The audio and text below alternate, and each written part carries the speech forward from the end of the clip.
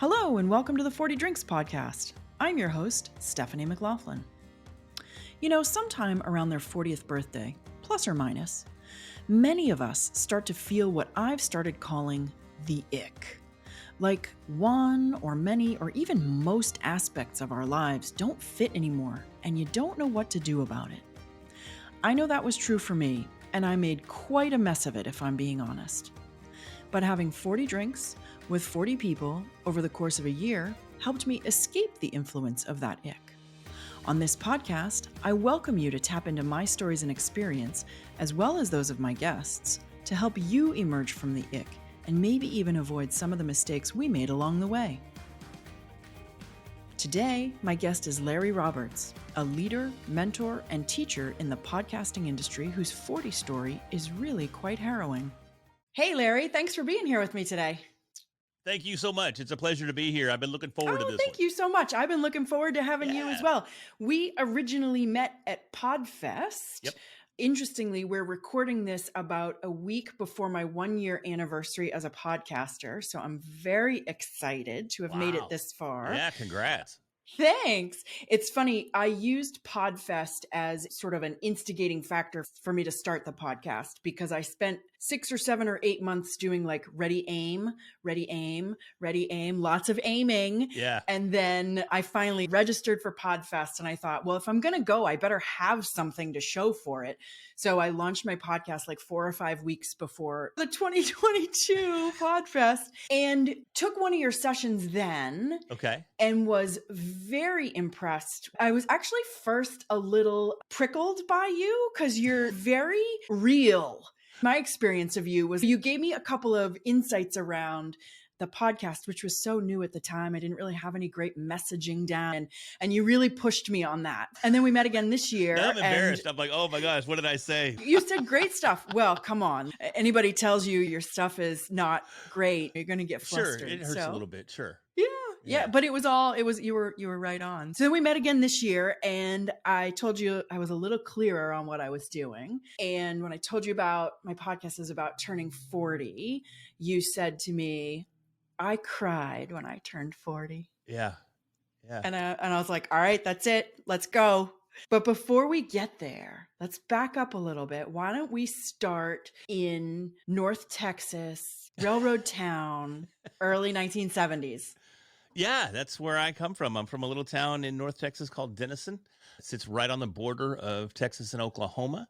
It's probably best known because it was a railroad town. I don't know if you watch like 1923 or Yellowstone or any of those shows that are out right now. Not 1923, 1883, sorry. Yeah, the 1881, whichever, 82, 83, whatever the series is. But they mentioned that they're going up through Denison and they pit stop there for supplies and whatnot. So it was definitely one of the hot spots as Texas evolved and as Texas grew and expanded. It's also known for the Denison Dam. It's one of the largest man-made dams built in the country. And it was featured on Jeopardy not too long ago for the largest man-made lake, Lake Texoma, because it goes right there along Texas and Oklahoma. Somebody creatively said, well, let's call it Texoma. That's where I'm from. Spent a lot of time on the lake growing up. I'm still in Texas to this day. Growing up, bounced back and forth between Denison and Stockton, California. Okay. All right. You were born with a birth defect. Yeah, I don't know if that's the politically correct term these days, but that's what we called it growing up. So it's all good. But that's what I call it. What's the political correct term? I don't know. It's probably maybe an anomaly, not a defect. We can't say defect, but I was very defective in the fact that I was born with an inverted sternum. So instead of my sternum being convex, it was concave. And as I continued to grow, my sternum was growing inward, my lungs and my heart and everything was growing outward. So I was literally being suffocated by my own body. Wow. And they had said that I wouldn't have made it to age 5. I would have grown myself to death, literally. So they went in and I had to have complete reconstructive surgery on my chest. They broke my sternum in multiple places and reshaped it and took some ribs off and put them back. I mean, all kinds of crazy stuff.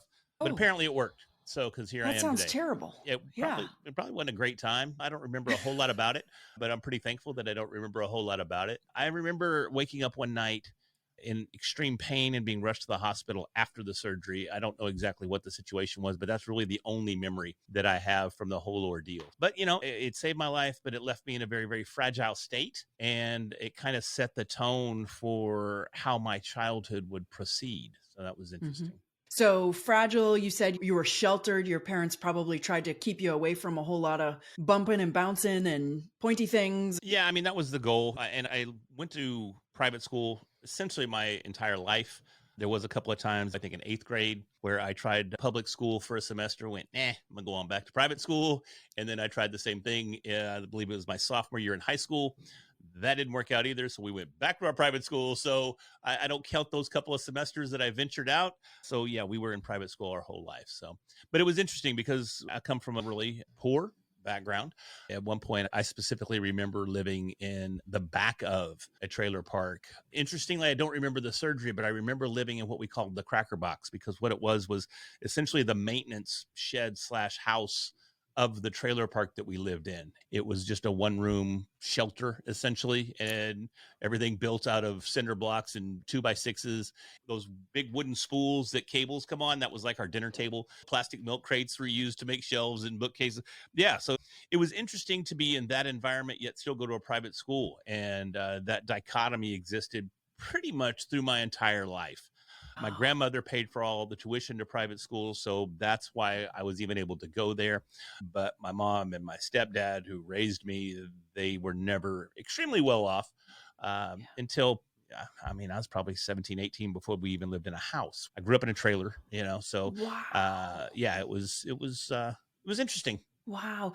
When you say you tried public school, what was it about public school that didn't work for you? The whoopings that I took because my mouth got me in trouble. Okay. Yeah. I got in fights both times. Now, the second time, the high school gig was not my fault. The 8th grade was probably my fault. Yeah, I probably mouthed off back to the guy, and he proceeded to show me what was going on. But the high school thing, I literally got jumped by 3 dudes in the hallway in between classes. They accused me of, we were old enough to be taking driver's ed. And the school had offered simulators. So they had a trailer out in the parking lot that had simulators. And I don't know if you've ever experienced this, but the simulators, they had keys. And it's almost like a video game. And, so many of us would come in this trailer. We'd sit at these video game terminals and we would learn to drive. But someone stole all the keys to the simulators. And the instructor said that they were going to fail the whole class if the keys weren't returned. And for some reason, the finger was pointed at me for stealing the keys. I did not steal the keys, had nothing to do with it whatsoever. And 3 of the guys from the football team decided they were going to salvage their time in driver's ed by beating the keys out of me. Didn't work. I didn't have them. Right. So, and up until recently, because I just bought these teeth, I went my whole life with a chipped tooth. One of these front teeth down the bottom was chipped because of that situation there in my sophomore year and my attempt to go back to public school. So after that whooping, I said, you know what? I'm going to go back to, my school was called Glad Tidings. I graduated from Glad Tidings Christian School in Sherman, Texas, which is just right next door to Denison, where I was born. So yeah, I said, I'm going to go back to Glad Tidings, where I was the class president. I started on the basketball team. All my friends were there. It just did not make sense for me to stay in this public school setting where I knew no one. And I was just the outcast. So I packed my bags and went back home. So it was your choice to go back to private school. It wasn't your mom saying this is dangerous for you. No, because I tended to, as a podcaster, I have a mouth, and I've always had a mouth on me, and that mouth always got me in trouble. It was interesting because growing up, I was always, because of the fragile state and always because of the protection, I always wanted to be that tough guy. I always wanted to be the fighter. Of course, what was it, 84, I think, maybe 84, 82, Karate Kid came out, and here's Daniel-san getting whooped on, and he learns a little wax on, wax off, and he's whooping everybody. So, of course, I'm thinking that could be the thing. Ninjas emerged on the scene in the early 80s as well. They sure did. So I was watching all the ninja movies thinking, oh my, these are like real superheroes. I want to be a ninja.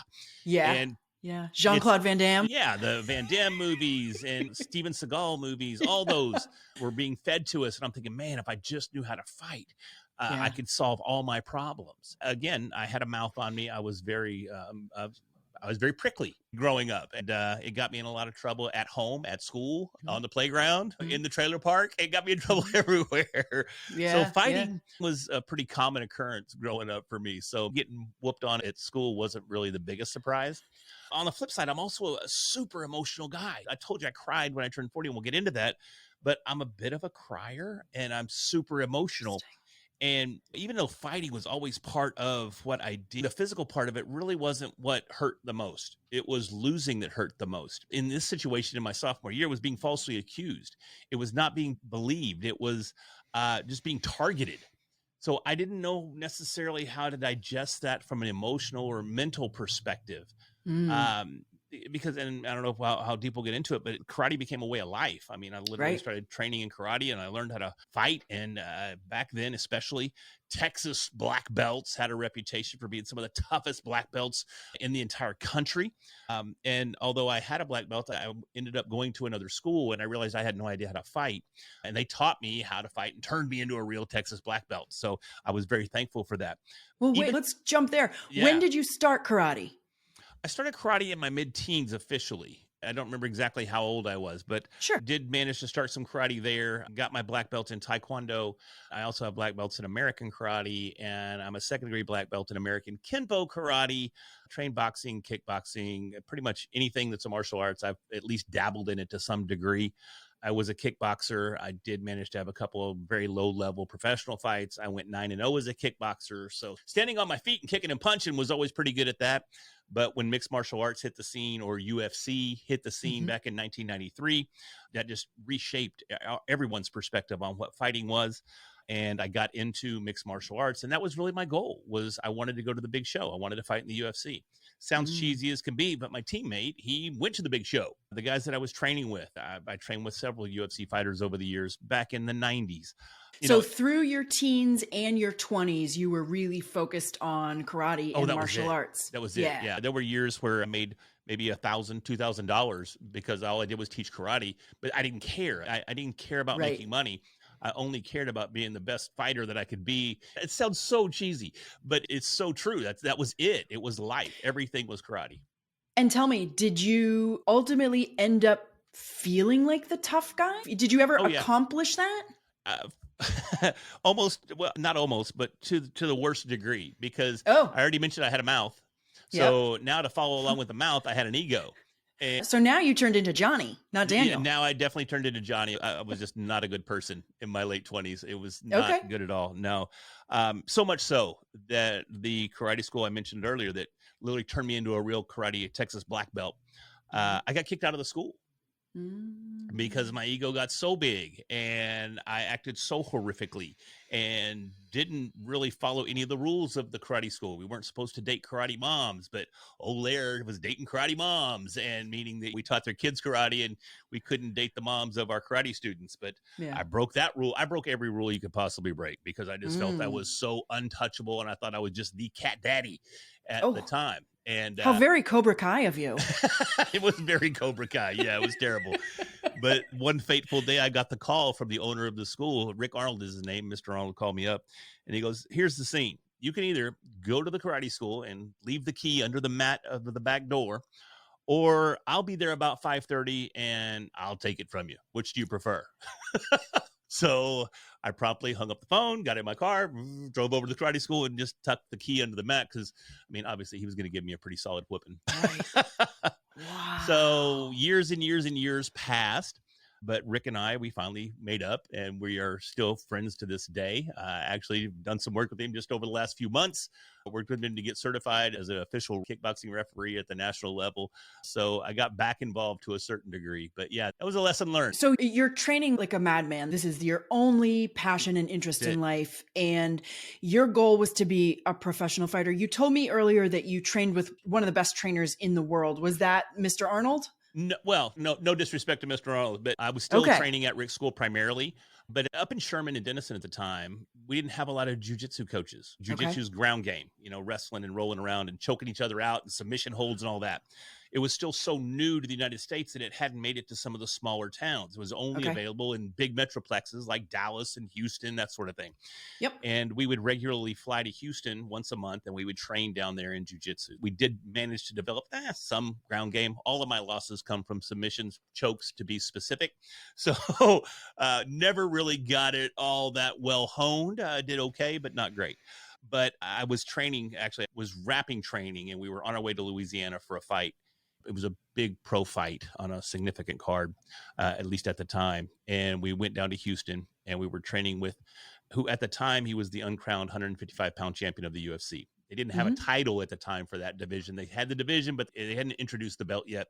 But Mm-hmm. Eve Edwards at the time was considered the lightweight champion, even though it wasn't official. So Okay. I was down there training with Eve Edwards and his coach, who was Saul Solis. And Saul Solis has since passed. So that's very tragic. He passed to COVID. But I was rolling with Eve. Rolling just means wrestling, doing jujitsu. Mm-hmm. And Saul walked by and he just looked at me and he said 7 words that just changed everything. And he looked at me and he goes, "Your cardio's a bit suspect, bro." And I had a fight the next day, like the biggest fight of my career. Mm-hmm. And Saul Solis at the time, he trained Rico Rodriguez and Tito Ortiz. And a lot of people who don't even watch the UFC know who Tito Ortiz is. And this guy was his coach at the time. And he was on top of the mixed martial arts world, literally globally. And for him to say that to me at the time, it just crushed me. Yeah. Because I knew I had invested everything in being ready for the step up in competition. Yeah. I had coaches at every level. I had cardio coaches. I had strength and conditioning coaches. I had jujitsu coaches. I had kickboxing. I had coaches for everything.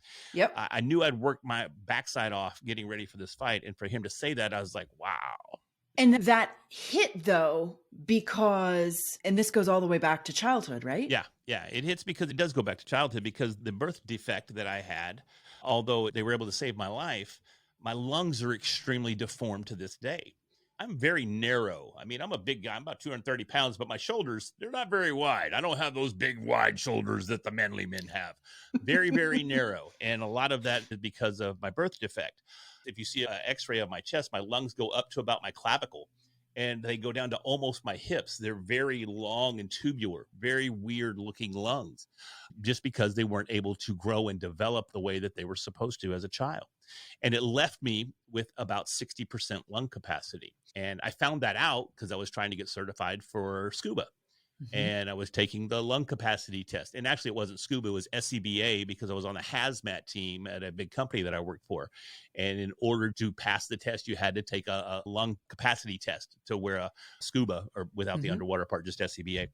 And honestly, I didn't pass the test, but little girl, I was able to sweet talk her a little bit, and I blew really, really, really, really hard, and she passed me, so it worked out. But that's how I found out that my lung capacity was what it was. And then I did some further testing after learning that, to try to maximize my opportunities as a potential professional fighter. Yeah, so I only had 60% lung capacity, and I knew this going in. But as a karate guy or a tough guy or whatever, you're not allowed to say that kind of stuff in the gym. You know, I couldn't look back up at Saul and go, "Yeah, but Saul, I only have 60% lung capacity." Right. Aren't I doing great for what I got? Yeah, because they don't care. They're not there to care. They're there to train. So I couldn't say that. But in my head, I knew. It clicked right then, that moment. And I ended up actually pulling out of that fight. I got, quote unquote, sick. Oh, you didn't even fight. No, we went to the fights because my teammate, Pete Spratt, who did make it to the UFC, he was fighting for his first world title that night on this card as well. But I ended up pulling out, because I mean, it just completely crushed my confidence. It crushed everything. Yeah. And I was too sick to fight, but I wasn't too sick to corner Pete for his world championship fight. So I'm right there cage side yelling my head off, telling him what to do. Right. So anybody that was there knew I wasn't sick. They knew I just punked out. But one of the worst things is I went back home and I carried this lie for years. I told everybody I won. I said I fought, because it wasn't. Yeah, exactly. Yeah. The ego was still so big, and everybody had all these expectations built in, and I didn't want to let anybody down. I didn't want to look like a punk. I didn't want to look like I wasn't the tough guy. You didn't want to look like a failure. Yeah, well, that too. That's the biggest thing. Yeah. And that goes back to what I was saying earlier. You know, the fighting part, don't get me wrong, getting punched in the face sucks. There's no ifs, ands, or buts about it. I bet. But that doesn't hurt nearly as much as the pain of losing, or the pain of failing, or the pain of rejection, or the pain of not living up to expectations. And that's what all of this was. That's what the whole fight thing was for me. It was to be a winner, to be accepted. And if you didn't accept me, we can talk about it. We're not going to talk verbally. You know what I mean? Yeah, so I do. That was my whole identity. And that identity was ripped away when that realization happened right there down in Houston, Texas. You're So, yeah. doing all of this processing externally. You were doing it all via the fighting, via the tough guy stuff. You were trying to prove and process health and worthiness and all of that sort of outside of you. And then once that got taken away, man. What do I do now? Yeah. What do I do now? My entire life, 20 years, ish of my life was dedicated to fighting, whether it was trained or not, whether it was throwing ninja stars in the front yard of the trailer park or whatever it was, Right. Everything revolved around martial arts, everything. Yeah. Yeah. So, yeah, I went through an extreme identity crisis, and that led me to start really partying. And I kind of had started partying a little bit even before the realization, because again, the ego was way out of control. Yep. So, and when you're the tough guy and you're running around, we may or may not have went to clubs and hoped something would happen. I'm not saying we ever instigated, but we were out there doing our thing. Yeah. And so you're late 20s at this point. You're okay. Yeah. So if you told people that you fought and won, how did you then communicate or message that you were giving it all up? Slowly. I slowly started to just back away from it because I stayed involved to a certain degree. I started cornering fighters and started doing a little bit of coaching. I was still involved and still on the fringe, living vicariously through all my friends that were still competing, whether it be on the lower professional levels or all the way up to the UFC. And it was great because I was the guy that everybody come to my house for the fights. Even to this day, I've never missed a UFC pay-per-view. And we're up to I think tomorrow night is UFC 282. Okay. And that's just of the numbered ones. There's so many in between that aren't even numbered. Yeah. But I was the guy's house that everybody, people would drive from Dallas to Sherman to come to my house for these massive UFC parties. Because back then you only had the UFC about every 3 months. Okay. Wasn't every freaking weekend like it is now. Yeah. And it was a massive event. So I still had all those connections and all of that. Everybody was still coming to Larry's house for the show. And, we would still do the whole hangout. It's almost like you were changing sides, right? Instead of you being the fighter, now you were going to be the support guy, the coach, the corner guy. You were just sort of transitioning your identity a little bit with regards to you being the champ versus you supporting all the champs. Yeah, 100%. And like I say, living vicariously through them. It's kind of cool when you see your best friend sitting there on pay-per-view, you're like, oh my God, that's insane. And of course, there's a little envy and a little jealousy in there too, that I couldn't be the one that was there with him or be there in the ring, or octagon or whatever back in the day. It was a very difficult time. And everything started transitioning for me to just being the party guy. I fell deep into corporate. I started going, well, okay, now I can, because used to, I just had a job so that I could train, because I wasn't sponsorships and whatnot back then, at least not on a high level, and definitely not for the guy that can't make it to the big show. Right. So I had my job and whatever, and I'd go to work, and my whole goal was to get 5 o'clock so I could go straight to the gym, Yeah. But then I started going, okay, how can I get more involved in the office and blah, blah, blah. And then in the corporate life, it's very typical you do your 9 to 5 and then you go to the happy hour afterwards. Yep. And at the time there was a place called Fox and the Hound, which was 2 blocks from the office. And Fox and the Hound was a nice little, almost cigar-esque type place with 4 or 5 pool tables and nice seating. And we turned it into our very own Cheers. Everybody knew our name. We knew all the wait staff. We knew all the bartenders. And we'd get there at 5:15 and we'd close the place down literally every night. Wow. And that was just life for a couple of years, honestly. Then I met my wife, who I'm still married to today. We've been married 21 years, but I met her at work. So that was interesting. I met her there and she gave me some sob story. Like she didn't want to go out with me. And we went to Fox and the Hound one night and she comes walking around the corner with my best friend. And I looked at my other friend that I'm already there with. I'm like, what's she doing with that dude? Because my understanding is, this is her situation. So she sat down and I went right up to her. I said, look, you told me this story, but now you're walking in with this cat. What's up?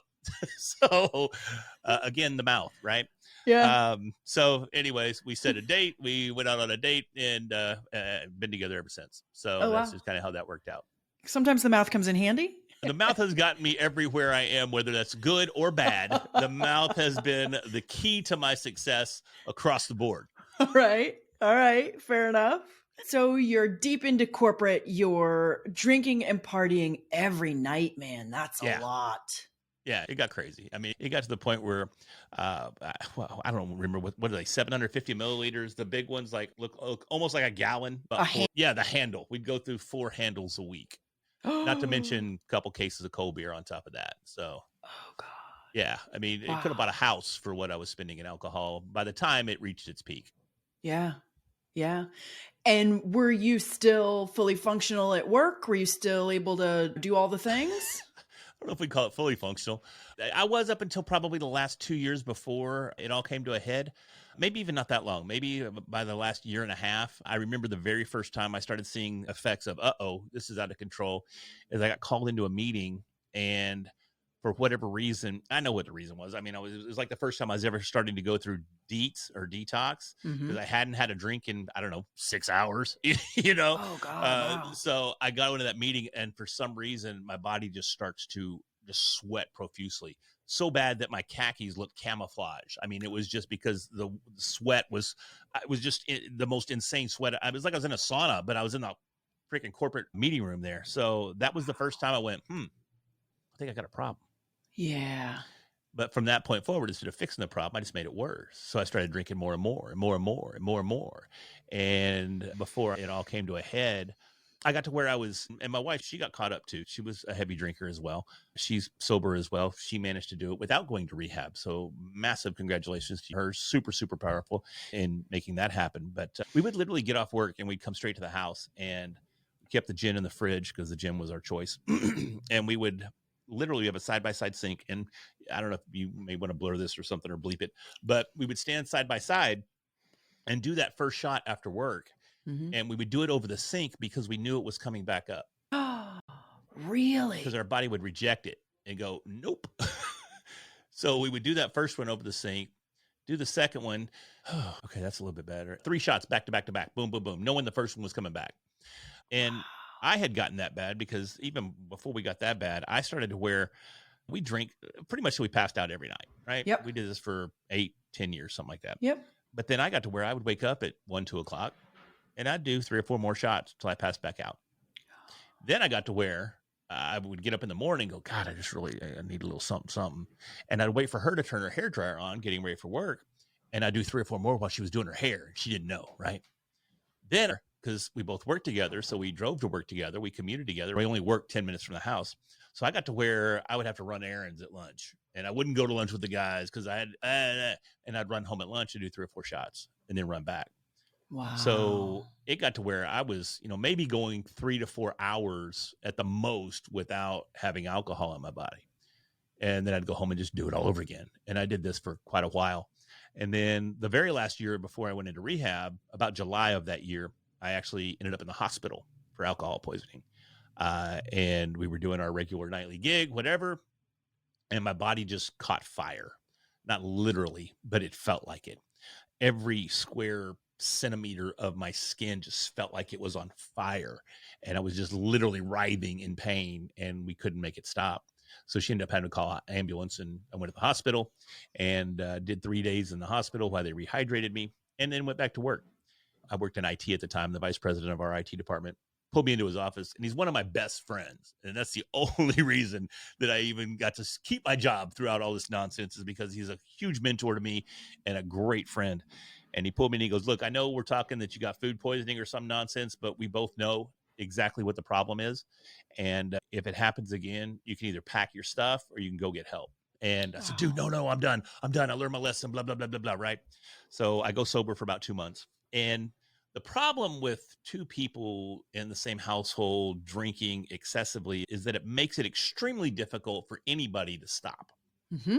And it's even exacerbated when you work at the same office, you know all the same people, you know all the same BS that takes place during the day, you're driving home together, and you go, you know what, today just really sucked because this and this and this happened. I go, I know it did, didn't it? You know what? Why don't we just go get a little bottle? Yeah. We'll just go get a little one and do a few shots, and it'll be fine. Yep. And that little bottle turns into a bigger bottle and a bigger bottle, and then the full-size bottle, and then multiple bottles, and you're right back in the same mix, right? Yeah. And that's where I found myself November 14th of 2013. I had sat out of work for a couple of weeks now, and everybody at work knew that I had a massive problem. I was calling in sick. I'm just sick. But what I was doing was just drinking myself literally to death. And I sat there for 2 weeks. And on that last day, I just knew I wasn't going to make it. I just knew it was done. Something, I had an epiphany. I shouldn't have, because I'd probably gone days and days with nothing but gin and Special K pre-mixed drink breakfast shakes, right? So I'm drinking gin and Special K shakes. Those don't mix. I don't recommend that at all. Yeah. But I had this epiphany, and something said, get help or you're not going to be here tomorrow. It's just that simple. And I picked up the phone, called my best friend, same friend, by the way, that walked around the corner at Fox and the Hound with my future wife. Yeah. And I said, Kenny, I need help. And immediately Kenny, he worked there with us as well. Kenny hangs up his phone in his office, goes straight to Tracy. They go to the vice president, and they all come up with this plan. And before you know it, within a couple of hours, Kenny and Tracy are at the house. The vice president had already arranged for me to go to this facility here in Texas called InterHealth. He just happened to live next door to the son of one of the doctors who was the owner of the entire practice. So they arranged for some payment, blah, blah, blah, blah, blah. And off I went. So ended up doing 6 weeks there at InterHealth. And at the end of that 6 weeks, I was supposed to go home. But Tracy came and got me. We went to a little cafe to kind of reintegrate me into society from a sober perspective. And I sat there in that cafe and I just wasn't ready. It was pretty scary. I didn't really know how to react. I didn't know how to take any of this in. So I ended up doing another week at the facility. I said, I need to stay another week. I stayed one more week and completed a full 7 weeks there and went home and been sober since. Wow. I like to say, no, it's, yeah. Wow. Yeah, I'm sure you get that a lot when you tell this story. So you and I are contemporaries and we grew up in the same time period. And Sure. I was a huge party girl. And I remember being in college and I went to the Northeastern, which has the co-op program. So you work and you go to school. So I was in a co-op period where I was working at the Boston Globe, which was what I wanted to do.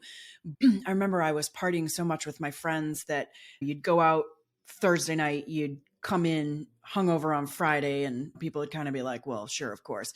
And then you'd go out Friday night and you'd go out Saturday night. Well, then you'd go out Sunday night and come in hungover on Monday.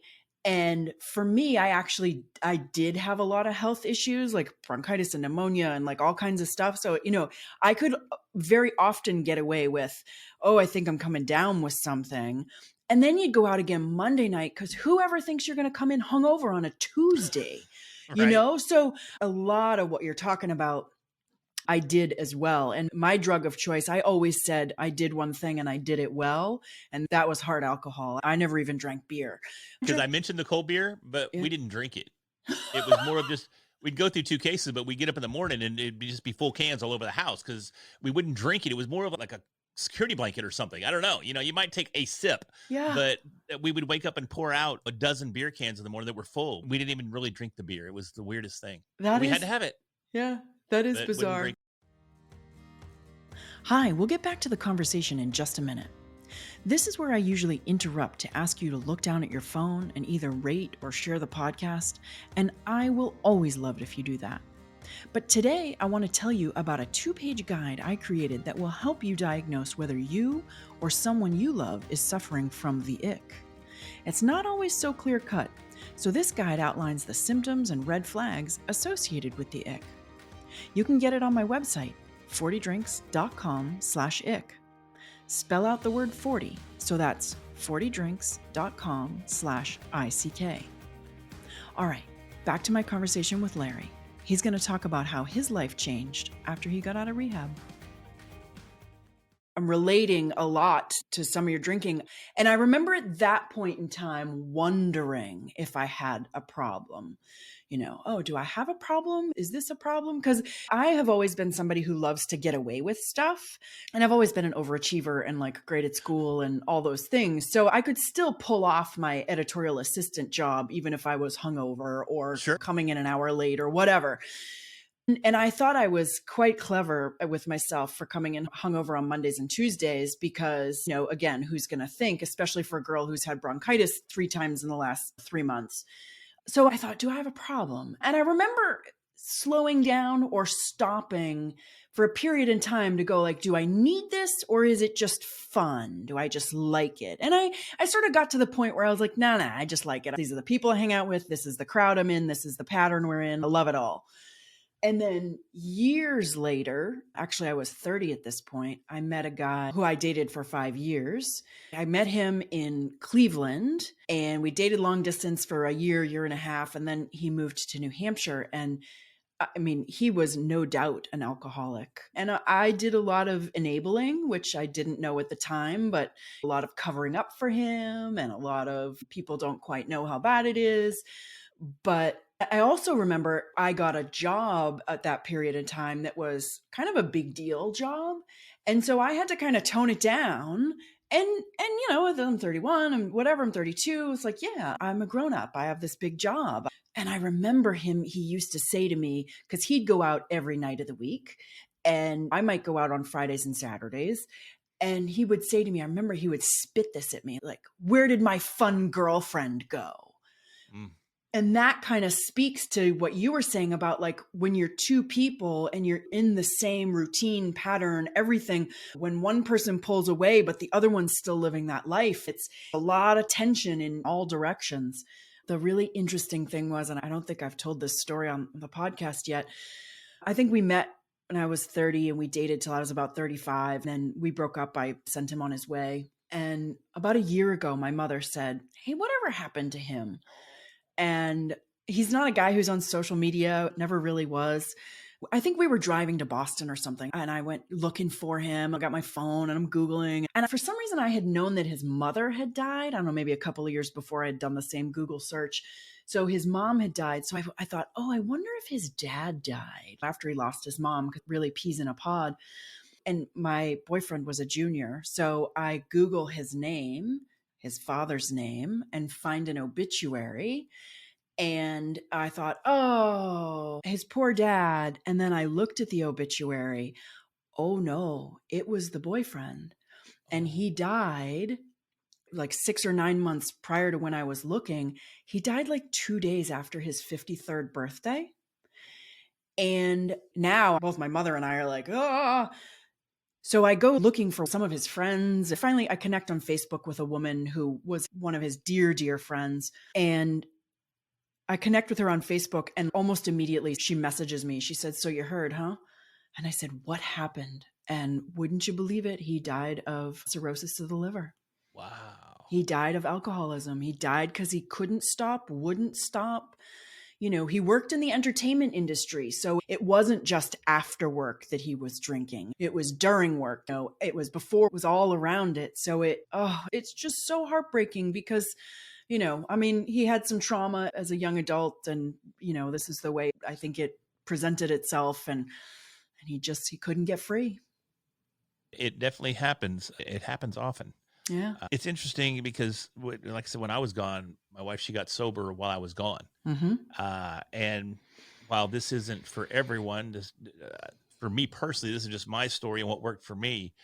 Even after getting home, I didn't do AA or anything along those lines. Once it was done, and we walked away. Now, I backed that off just a little bit because I had done so much damage to my body that for years, a couple of years, I was almost immobile. Really? I had done so much nerve damage. I walked with a cane. I was in pain 24/7. Every joint of my body was in pain and it was extreme. So I did end up on a ton of medication. And that was very difficult to deal with because obviously they're not going to give me opioids because I'm an addict, right? Right. And they would send me to pain specialists. But many times I got ran out of the pain clinics in tears because they wouldn't give me anything. And they really just sat there and insulted me the whole time because they're like, you're not in pain. I'm like, yes, I am. No, you're just an addict. No, I am not. I didn't do drugs. Right. I was an alcoholic. Right. I'm in pain and I couldn't get help. There was a time for several years, quite a few years after, as a matter of fact, where I was on like 31 pills a day. Yeah. Just to function. Some of those were mood balancers and this and that and blah, blah, blah. Some of it was gabapentin, which is supposed to be great for pain. And I was on the maximum dosage of that. So I think it was 4 pills just in gabapentin. But I was also having to take massive amounts of ibuprofen and Tylenol just to function. And I ended up blowing up. And by blowing up, I mean, I got up to 326 pounds at one point. Now I'm running around about 240 these days, between 235, 240. But when I left corporate, January 4th of 21, right? We were in 23. It's been 2 years. There we go. I dropped all the pills too. I quit everything. So took myself completely off all the medications, everything, and dropped 90 pounds right out of the gate. I say right out of the gate. It took me about 8 or 9 months to drop that 90 pounds, but everything changed. And today I don't take any, I take a small dosage of atenolol just because my heart has some palpitations because I'm kind of old. So I take a little dose of atenolol, but that's it. I don't take any of the other nonsense. And I don't do the ibuprofen or the Tylenol every freaking day like I used to or anything like that. Are you still in pain though? No, the pain's gone. I think it just took years to heal. Yeah. The pain was the most extreme for the first couple of years after coming out of rehab. And it got really bad, probably kind of hard to put that timeline in place, but just probably a few months after getting home, the pain started setting in. And as far as affecting my job was worse off after I got out of rehab than it was going in, because the medication pretty much just kept me in a state of just being, really just sitting there, just like zoned out. And I would fall asleep at my desk all the time. It was horrible. And of course, I'm sitting there just literally inflating. I competed at 155 pounds. I was 165 coming out of rehab. And then to double in weight, it was insane to watch. Yeah. I'm just going to add some context here because we've just been digging into the story, but you went to rehab and you were 41. Yeah. So this entire time, this transition is precisely the kind of stuff that I like to dig into here. Yeah. But let's go back a year before you went into rehab. And you said when you turned 40, you said, I cried. Do you remember why? Well, yeah, I thought it was all over. All the excuses are gone. All the opportunities are gone. Everything's gone. And, at that time, I'm at the peak of my alcoholism. I've got a dead end, and don't get me wrong, very appreciative of the company that I worked for and them sticking with, they were there for everything. And even after the fact, they were there. They were, so much love to them for everything that they did there. Yeah. But it was a dead end spot. I was never going to be the top dog. I was never going to advance at the company. And that was all my fault. I'd shot myself in the foot, but I just felt like it was essentially over. It just felt helpless. It felt pointless. And, you had your 20s to be the cat daddy. You had your 30s to get your shit together and really progress. And now you're in your 40s. You've done neither one. And here you are. You're an alcoholic and you're just in shambles. It's over. It's over. And you wasted it all. You blew it all. Did you know you were an alcoholic? Were you self-identifying as an alcoholic? By then I knew I was. Yeah. You knew you had a problem. Yeah. Oh, yeah. It was probably a good year and a half or so that I was doing the whole, even before then, it was every night drinking until we pass out, and probably around that time we were already day drinking on the weekends and, that sort of thing. So, yeah, I knew I had a big problem, but didn't necessarily at the time see a way to solve it. Since we were both in that position, it was difficult. So I often look back and go, back in 13, were you just drinking to end it? Right. Were you trying? Did I just go, F it, I'm out. Yep. Let's just call it. But then when it came down to the wire and we're really right there, it's like, okay, well, this is what you've been working towards. You're about to accomplish that goal. Is that really what you want? Yeah. I went, nah, no, that's really not what I want. So let's get some help. Let's fix this, whatever it takes. So now you're out of rehab and your wife is sober. Tell me about lifestyle changes, because what'd you fill 5 p.m. to the next day with every day, right? Because you have to change your whole lifestyle, friends, socializing. Tell me about how your life changed when you guys got sober. It's interesting because friends then were just people we worked with. And so friends completely understood, and they're still the same friends I have today. Regrettably, we don't hang out much. They weren't hardcore partiers. They party just like average people. They could go to happy hour and have a couple of drinks and then go home and everything be cool. They didn't continue the party till they passed out every night. Yep. So friends were the same. It was a little empty, a little awkward coming out. After we broke that pattern, which I think that was the biggest factor that allowed us to maintain the sobriety and move forward, was breaking that pattern and having that separation of my wife and I. Because when I was in there, we threw down pretty hardcore while I was in there a couple times. And I was in there over the holidays. I was in there over Thanksgiving, in there over Christmas. And she didn't even come see me over those times. So it wasn't the easiest time, right? Um, but when I got home, things got better and they got easier and they got more straightforward. And yeah, there was a definite void. I didn't know what to do. I had no idea with all this time because I didn't really have a social life outside of drinking. Right. And even then, the point was we didn't drink socially ever. We didn't go out and drink at that point. We just went home and drank and passed out. So it wasn't like we had to change things there. We were already home, but now we had to figure out ways to occupy this time. And like you're asking, I know one of the first things we did was we got a dog. We got another dog. We got a new puppy. And she's in there in the other room right now. She's still with us. So it's amazing. That was one of the first things we did. But shortly after that, I found podcasting probably around April, May, June, somewhere in that neighborhood. Oh, so really shortly thereafter, I came out of rehab in January of 14 and then found podcasting a few months later. I was still a massive fight fan, again, UFC guy. And Joe Rogan, obviously, if you say podcasting, you know Joe Rogan. Mm-hmm. He's also the commentator and has been for the UFC for decades and decades now. So a buddy that I worked with, he goes, dude, you got to listen to this podcast. You got to listen to this Joe Rogan podcast. You already know who he is because he calls the fights. You'll love his podcast. And I finally gave in. I was like, okay, whatever. So I tuned into the podcast, and there were two comedians on this particular episode, Joey Diaz and Tony Hinchcliffe.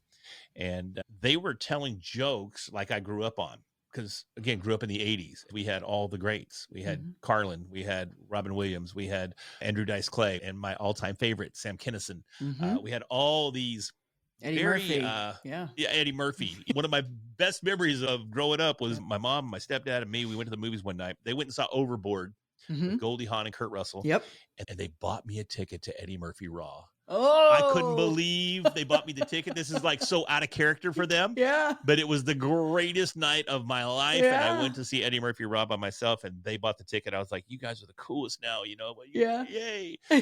But that was always my escape, was comedy. And I always wanted to do comedy. I mean, I was never brave enough to get up on stage and tell jokes. I was always telling jokes in class and always the clown and blah, blah, blah.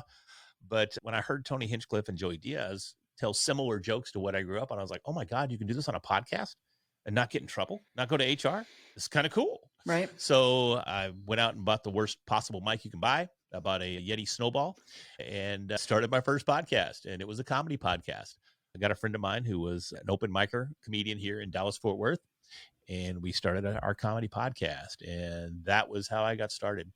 We grew the show. It was fairly successful. At the time, we took it to a live stage show. We took it to internet radio, did some good things there. The live stage show was still in effect up until about 3 or 4 months ago when the club that was hosting it went out of business. So the show stayed there up until just a few months ago, which was pretty amazing. The show evolved over a couple of years and became an open mic for comedians here in Dallas-Fort Worth. And it was literally for years and years the largest open mic outside of a comedy club in the Dallas-Fort Worth Metroplex. And we all started it from our podcast. So it was pretty amazing. Wow. I'm just sort of digesting that. That's so cool. Yeah, it was fun. And then I ended up doing a little bit of comedy. I got to perform at the Addison Improv here in North Dallas and did a couple of sets at some other places. And ironically enough, Tony Hinchcliffe, he is the host of a show called Kill Tony, which is a show for comedians, by comedians. You get to put your name in the hat. And if they draw your name out, you get to go up on stage because this is a live podcast as well. They just moved it to Joe Rogan's new club in Austin. But if you got your name drawn, you go up on stage and you do your best 60 seconds. I managed to make it on the show twice. So that was kind of cool. So not only I was inspired by Tony Hinchcliffe to start podcasting, I ended up being on his show twice. So that was kind of cool. And you found the guts to perform. I found the guts to perform, not necessarily well, but I found the guts to perform. But my co-host, Jamie Gravitt, he went on to do, and he's still doing massive things in the comedy space. He ended up with a gig at the New Sahara in Las Vegas, opening for Eddie Griffin. Eddie Griffin did movies like Undercover Brother. He's done several movies, pretty big time comedian. And Jamie's spent the time on the road opening for Eddie over the years. And now he's doing big things down in Austin as well, because Austin has become the hotbed of comedy for everybody now. Wow. Yeah. I didn't know any of this about your podcasting background. Yeah, it all came from that silly podcast. And I ended up having to change the podcast because I was still in corporate. And some of our jokes weren't necessarily, none of our jokes were necessarily corporate friendly. Right. And I had some fans in the office and they were wearing our merch to work. And even the name of the podcast was a bit of an innuendo. Not what even is a bit it? of an what innuendo. Was it? It was called Accidentally the Whole Tip. And Yeah, I just have to say, what a boy name. That is such a exactly. boy No, name. 100%, 100%. But the response you just gave me was the exact same response that everybody gave Yeah. when they heard the name of the show. Yeah. So it just worked, man. But you can't have people wearing accidentally the T-shirts. whole tip merch, Yeah. T-shirts, hoodies Yeah. to the office. So inevitably I got called into HR, and it was either leave the show or we were going to have to take some other action. So I had to step away from that particular show. But I wanted to keep podcasting. And at the time, I didn't understand the podcast business or the industry or anything. I started a podcast called Readily Random, just because I had a blog by the same name back in the MySpace days. I thought, well, I don't know what to call it, but I just want to talk to random people. Mm-hmm. Right. So it seemed like an appropriate name at the time, but growing that show proved to be much more difficult than the other show, just because it didn't have an audience. It didn't have a focus. It didn't have a direction or a niche or anything. Right. And nobody knew what it was about. Nobody cared. I got to have some great conversations. It was amazing. I talked to just a ton of people that I never would have had the chance to talk to otherwise, actors. And I'm a big origami fan. A lot of people don't know, but I love origami, Japanese paper folding. Yeah, yeah. And I talked to the premier origami artist, one of the premier ones in the world. And he's a professor at MIT. And I had him on the show. So that was kind of cool. Most boring conversation you will ever have. But it was still kind of cool, right? Because Yeah. I'm like, oh, this is cool. Yeah. But then as I continued that show, I started getting kind of into the podcast industry. Mm-hmm. Some friends here that I met in Dallas, they were doing very small virtual events. And with my facilitator type background, because that's how I ended up in corporate, was a trainer initially and then evolved into an IT role. We won't go down that path. Mm-hmm. But as a facilitator, I was used to getting in front of people and talking and speaking and teaching and facilitating. So these virtual events started turning into live events. Live events gave me these small stages to start speaking on. Podfest opened up with their big virtual event. Managed to finagle my way onto that. From there, ended up getting to meet Chris Krimitsos, who's the founder of Podfest, and we became friends, and now part of the Podfest team now. I'm the editor-in-chief of the Podfest Messenger, speak on the main stage there at Podfest from time to time as well, and that's just kind of where it all came from, was accidentally the whole tip. Yeah, and that's how I know you, as sort of a podcast mentor, a podcast trainer, somebody who's been around a long time and is sharing experience on how to do it well and easily and better and all of those things. All the above. Yes, ma'am. Yeah. It just made sense. And then in 2017, I turned Readily Random, not just from a podcast, but I formed an LLC, started a company, started doing some low-end consulting and coaching. And then that grew and evolved. And then January 4th of 21, I walked away from my corporate career, and this is what I do full-time now. Yeah, yeah. But it's a different company now. You just shifted, right? I did. I just changed the name. Actually, I'm still kind of going through the process. All the pieces are still being put in place. Yeah. My website looks like nonsense right now. It's terrible. No offense to Sarah, who's building my website. So if you do watch this, no offense to you. You're doing a great job. It's just not there yet. We're just not there. We're in the middle. Yes, we are right there in the middle. It was interesting. Back in Tampa about 18 months ago, it was late 21. I was speaking at Podfest Origins in Tampa. And, I'm 50, right? So I'm trying to relate to some of the younger generation, the younger podcasters out there. So when you see me in person, I'm typically wearing a hoodie, a flat-billed hat. I'll probably have on some Jordans, some Rock Revival jeans. And at the time, the hat was a Supreme hat. Supreme is just a brand that all those wacky kids are wearing these days, or they were at least 2 years ago. I don't think it's in favor anymore, but it's a red hat and it just says Supreme in white letters. And Alex Sanfilippo, who's the owner of Podmatch and founder of Podmatch, great friend of mine. And we tease each other, give each other a hard time each time we speak, just kind of make fun of each other, just, kind of guy talk, just poking at each other. I came in off stage and he insulted me like he should. And then he goes, but for real, dude, I got to ask, what are you wearing the Supreme hat for?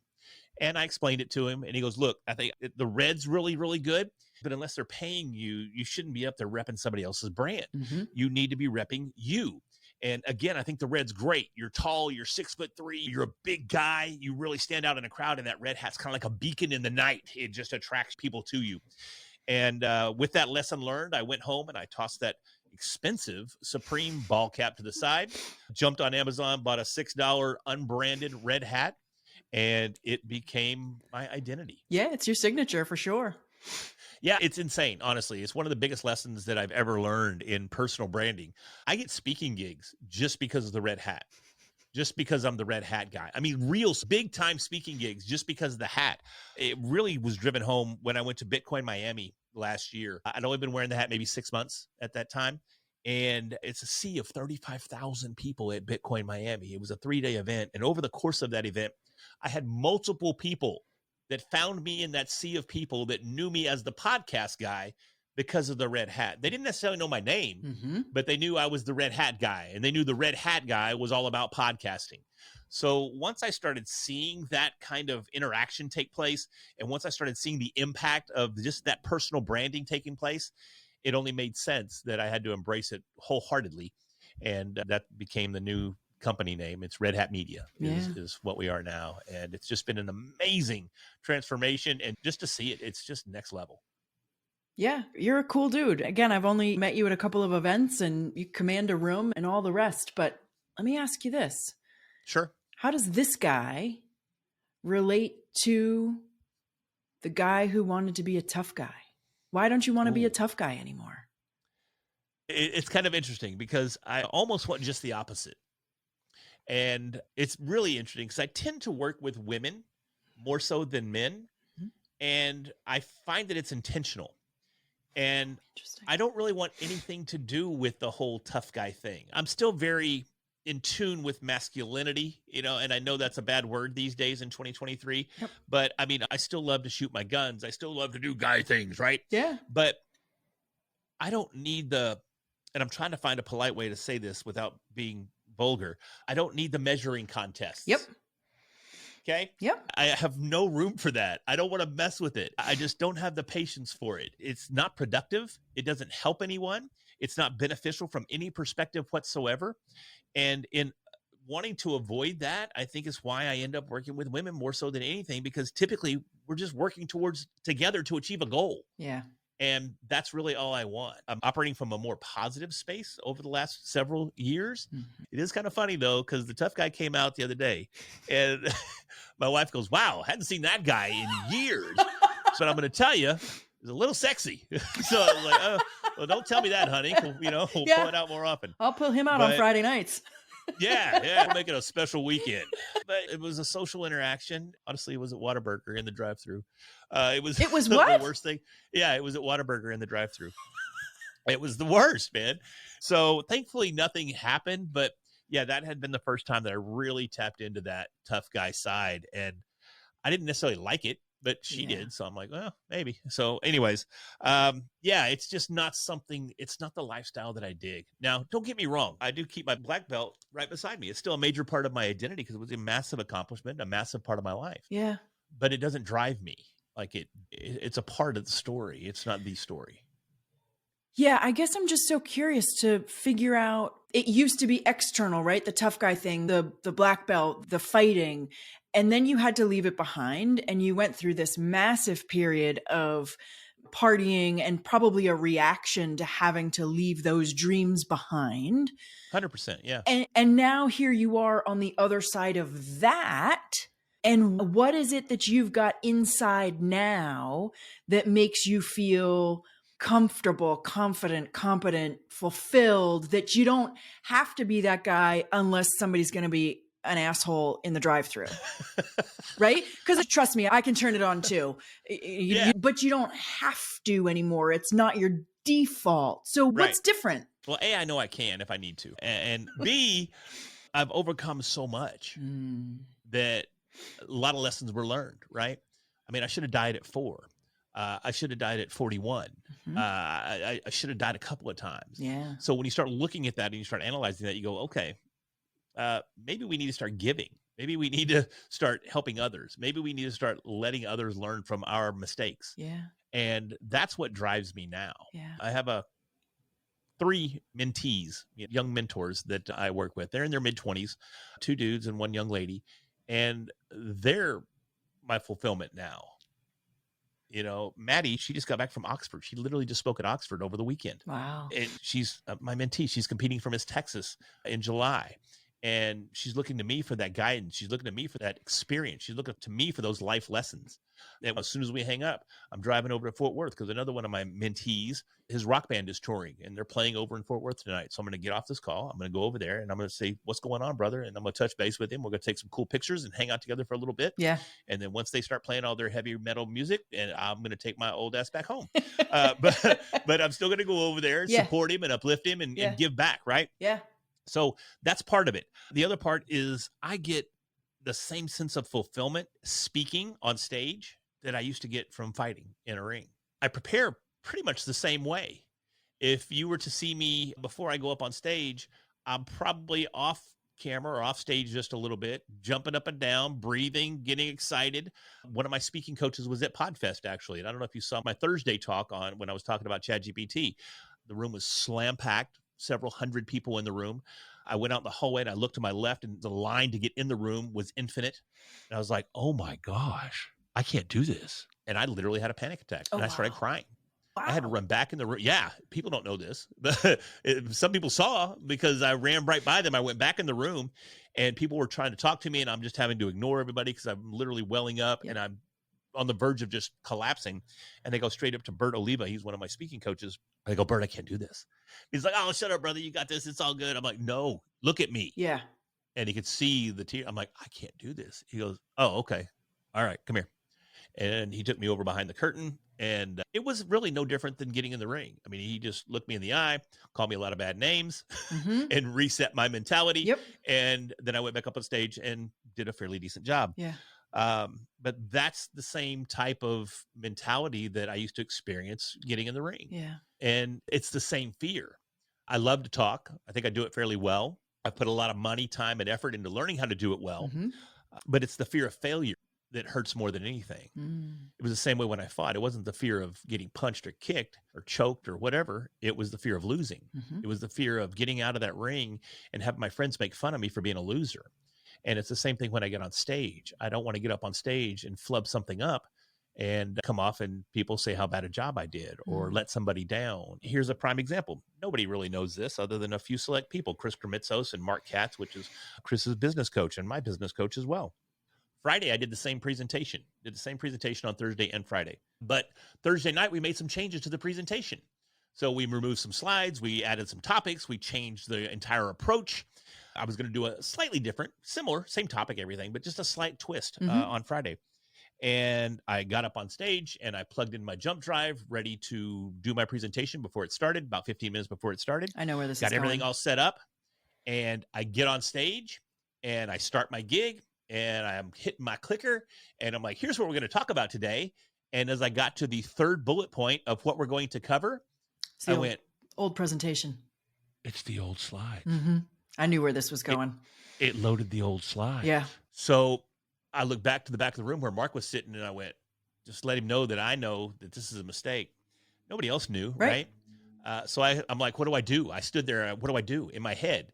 And for what seemed like, 30 minutes, it was really probably 3 seconds. Yeah. I went, do I stop the presentation and go, oh, these are the wrong slides? Or do I take it like a pro and just go with it? The show must go on.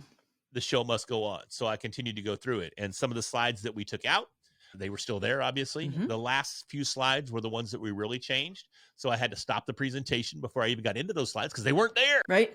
The old slides were there. Yeah. And it was insane, but that was a massive mistake. Yeah. And it really shook me to the core standing there on stage.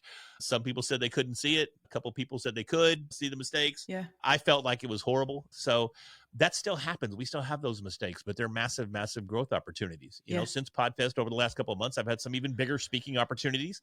And in my personal opinion, and not trying to sound egotistical, I think I crushed them. Yeah. So it's the development process. And it's that same level of fulfillment, again, that I felt back then. And the same level of acceptance. Now I'm seen as a subject matter expert as compared to a kicking and punching expert. Yep. But it's still the same level of fulfillment. But at the same time, I get to watch others grow. Nobody grew from what I did back then. Yeah. You know, I was out to crush egos and I was out to crush people and make them feel less than me. That was my entire goal, was to stand above people and make them feel less.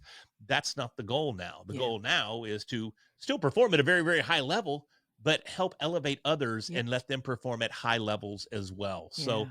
that's the evolution. That's the growth. Yeah. That's the wisdom that's taken place. And that's the biggest motivating factor behind why I don't need all the other stuff. Again, still a massive fan. I Yep. don't miss a UFC. Right. I'm pretty stoked about tomorrow night's card. It's going to be awesome. Right. But me personally, I don't need to be involved in it. I don't need that mentality. Yeah. This is another testament to it. Although I still love watching the fights, I don't watch the hype. Interesting. Yeah, I don't listen to the fighters talk their smack. I don't listen, Yeah. if there's a cool quirk, I mean, if Conor McGregor says something crazy, of course, I'm like, oh, that's hilarious. Sure. But I almost said waste, and I will say it. I don't waste my time watching all the pre-fight hype videos Yeah. and watching the crap talk. I don't watch any of that because I'm like, oh my God, it's almost nauseating. Right. You like the art of it. You like the actual. Exactly. I love the technique. I go, oh my God, that was insane. Did you see that transition from there to there to there? Oh, Right. that was crazy. Right. Yeah, I love seeing the evolution of the sport because it's evolved tremendously from when I was involved. I mean, it's not even the same sport. Yeah. So that's what I appreciate, the technique and the mastery and the artistry behind it. Yeah. To me, it's like a ballet dance. Yeah. Anybody that loves ballet, they look at it and they go, oh, that's so beautiful. Yeah. When I see somebody transition to a submission and maybe choke somebody out or get a leg bar or whatever you might want to call it, I go, man, that's one of the most beautiful things I've ever seen. Right. Right. So that's the difference. Yeah. Well, and here's something I have been thinking about as you've been talking. I don't know if you've ever thought this, so I'm just going to throw it at you, but I think it's pretty clear that you've proven that you're a tough guy because you survived a birth defect and the incredible surgery to repair it and the childhood that went with it. And then you survived alcoholism and going through the extraction from that. I think that whether you actively are aware of it or not, I think you've proven a couple of times that you are a goddamn tough guy because you've survived some pretty amazing things and come out of them better, stronger. That's what's sort of appearing to me. Yeah, I mean, that's definitely there. I look back and I see that. I see that experience and I see that growth that came out of all of these challenges and overcoming some of the things. There was a lot there. It's funny because I was talking to another podcaster. I don't know. It's been a couple of years now, maybe about a year and a half. And I was telling her some of my other life stories that led to some of these feelings because the feelings didn't just come from the birth defect. There was a variety of other factors that led into wanting to be the tough guy too. I can imagine just being poor and going to a private school gives you 12 years of less than that you got to overcome. So 100%. Yeah. Violent stepdad, beatings on the reg, beating my mom on the reg, all kinds of fun stuff, all those fun things. Yeah. And when I was telling her these stories, she was like, oh my God. She was blown away at some of these other life experiences. She's like, oh my God. And I'm like, what? That's not, I mean, everybody doesn't go through that. Right. Everybody doesn't experience that. She's like, no, dude. Right. No. She's like, I had a perfect life compared to what you're telling me. Right. I didn't have violence in the home. We didn't do the whole food stamp thing. We didn't have a mom that wrote a hot check for a brand new 1981 Chevy Citation because she wrote it in the name of the Lord and she had faith that he would provide. But he didn't provide for that check. So there's some experiences there that others haven't even come close to having. It's been an interesting 50 years for sure. Yeah. Almost 51. It sure has. Well, and this has been a real interesting story that you've shared with us. I appreciate you coming here today and being so generous with your story. I truly appreciate that. Thank you so very much for having me, man. It's been a lot of fun. A lot of smiles here, a lot of memories, and I've had a great time sharing. So thank you once again for having me on. My pleasure. Thanks so much for listening today. God, I really enjoyed that conversation. And oh boy, there, but for the grace of God, go I. There's just so much in Larry's story that I relate to, as I shared during our conversation. There were times that I wondered whether I had a problem. And when I was comfortable that I had answered the question with a no, I just sort of shrugged and went back to my merry ways. My wonderings at that age didn't go any deeper than that. I never investigated why I was drinking the way I was.